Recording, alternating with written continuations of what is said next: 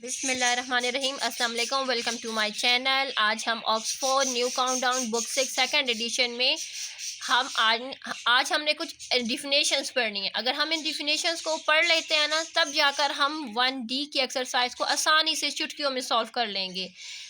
तो आए हम सबसे पहले जो डिफिनेशन है, सिर्फ और सिर्फ मैं आपको थोड़ा थोड़ा समझाने की कोशिश करूँगी, क्योंकि ज़्यादा में फिर आपको समझ नहीं आएगी। आसान अल्फाज से स्टार्ट करते हैं। आसान अल्फाज में सबसे पहले हमारे पास क्या आ चुका है?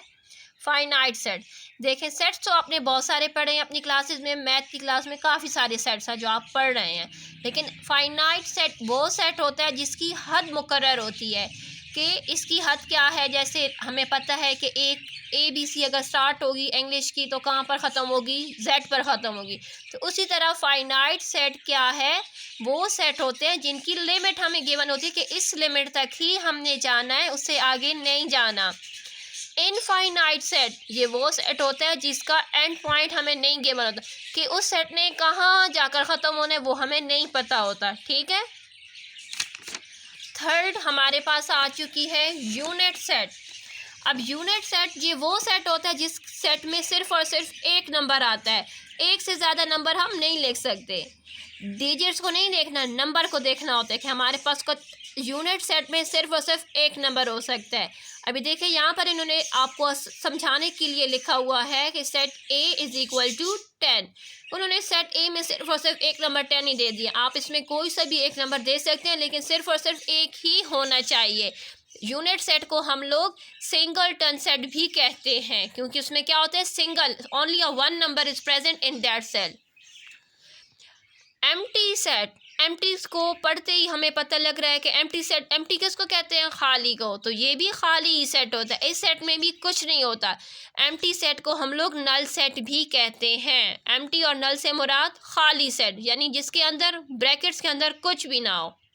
इस सेट को हम लोग ये पाई, ये जो O लिखकर लाइन लगी होती है, पाई से भी डिनोट करते हैं।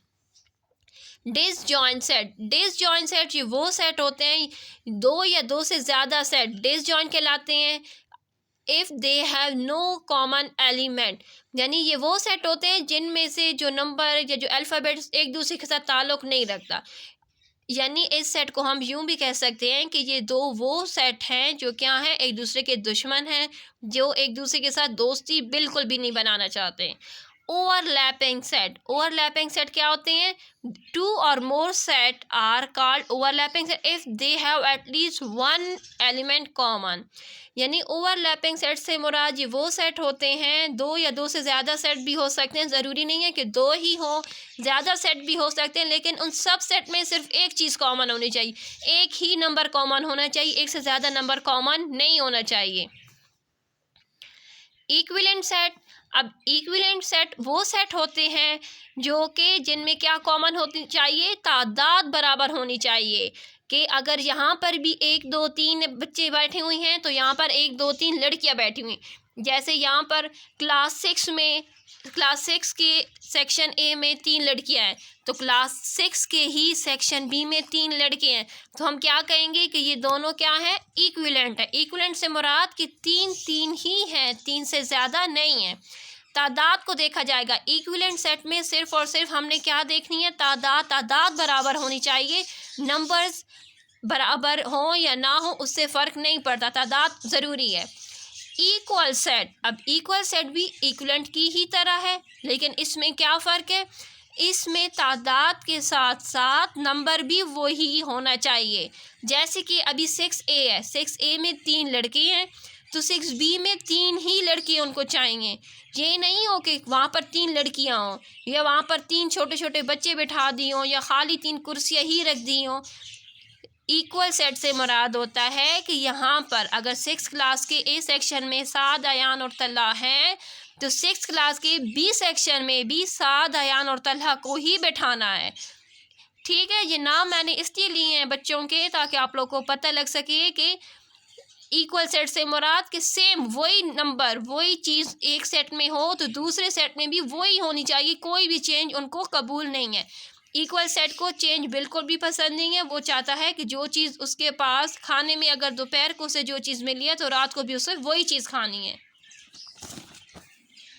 Universal set, A universal set is a set which contain all the sets under consideration.